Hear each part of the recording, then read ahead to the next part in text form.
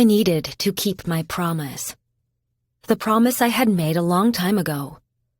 The promise that monsters never win. My mother was murdered, and I had reasons to believe that my father was a serial killer. I know, it sounded insane. I didn't want to believe it.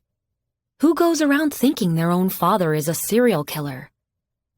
I was a true crime enthusiast, though, so I felt I had a pretty sharp instinct when it came to those things. Serial killer-related things. Those instincts came in handy in a place called St. Devil. That's the name of my small town. The town where everything changed. The town you passed through on the way to a vacation destination. The town of two halves. One half was a perfect suburbia with clean-cut houses, neighborhoods, and playgrounds. The other half of town was comprised of half-empty shopping malls, long winding roads, unkept forests, endless farmland, abandoned houses, and corner strip clubs. We had drug dealers, junkies, doting wives, and white-collar husbands. We had it all. The sun was setting as an orange streak of light was slowly fading across the horizon. I was parked in a mostly abandoned shopping plaza, hiding in the back seat of my black sedan. I held my video camera horizontally as I recorded a unified SWAT team getting into defensive positions. Dozens of police officers formed a perimeter around a lone laundromat named the Dirty Bin. Customers were frantically running out as a long-haired, 40-year-old man with a scruffy gray beard ran towards the back of a dryer in the middle of the laundromat. He owned the place along with two other locations. It was alleged serial killer Kenneth Kilhauser, suspected of murdering 3 women across 3 years. His ex-wife, his sister-in-law, and his own daughter. That's what I did. For the last several years, I followed grisly murder cases that involved degenerate nut jobs like Kenneth Kilhauser. I worked as a freelance journalist specializing in true crime, and did a fair bit of the social media influencer thing on the side. The time I spent on making 3-minute videos and sound bites usually rewarded me with a free water bottle or a package of gluten-free fig bars. Hey everyone, today we're going to be talking about the case of the ex-convict husband who sliced his wife and his dog in half with a buzzsaw.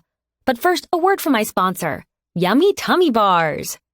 It was terrible. I knew it was, but it was the only way I could justify making those videos.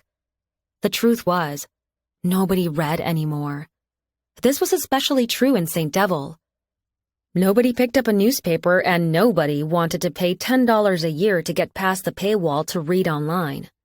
The only way I could truly inform the masses was through various forms of social media. At first, I hated myself for having to make gimmicky videos. But there was a reason I did all this. It was to get assholes like Kenneth Kilhauser who belonged 6 feet underground. I was the one who received an anonymous tip that he was seen burying Diane Kilhauser's detached head in Meadow Lakes Park. I tipped off the police and they found security camera footage of him dragging her dead body along with her head. He was seen moving through the outskirts of the country club near Meadow Lakes in the dead of night. I held my camera steady as my heart swelled in anticipation. I was about to see him get lit up like a Christmas tree. It was an adrenaline-pumping thrill seeing a police shootout. It was the only time I felt everything hang in the balance, where a stray bullet could penetrate my skull and end it all just like that. My husband hated that I attended these things. It was incredibly dangerous and terrifying, of course, but necessary.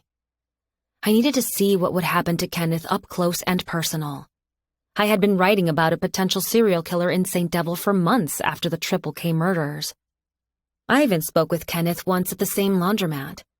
I questioned him regarding the murders of his family. He had been strange and very cold. He spoke in a gravelly tone and had a wet, throaty cough that made me want to gag. He had all the makings of a serial killer. A lone outcast who didn't understand how to be social or normal.